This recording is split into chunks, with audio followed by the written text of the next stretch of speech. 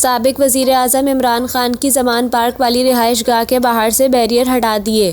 ज़िला इंतज़ामिया ने ज़मान पार्क के बाहर रखे कॉन्क्रीट के ब्लॉक भी हटा दिए। ज़िला इंतज़ामिया के एहलकार कॉन्क्रीट के ब्लॉक ट्रकों में रख कर ले गए। याद रहे कि 5 अगस्त को एडिशनल सेशन जज हुमायूं दिलावर ने तोशाखाना केस में चेयरमैन PTI को 3 साल कैद और 1 लाख रुपए जुर्माने की सज़ा सुनाई थी। अदालत की जानिब से सज़ा सुनाए जाने के बाद इमरान खान को लाहौर में इनकी रिहाइश गाह से गिरफ्तार करके अटक जेल मुंतकिल कर दिया गया था, जहां वो ताहाल कैद हैं। पाकिस्तान तहरीक इंसाफ की जानिब से इमरान खान को अटक जेल से अडियाला जेल मुंतकिल करने के लिए दरख्वास्त भी इस्लामाबाद हाई कोर्ट में ज़ेर समाअत है।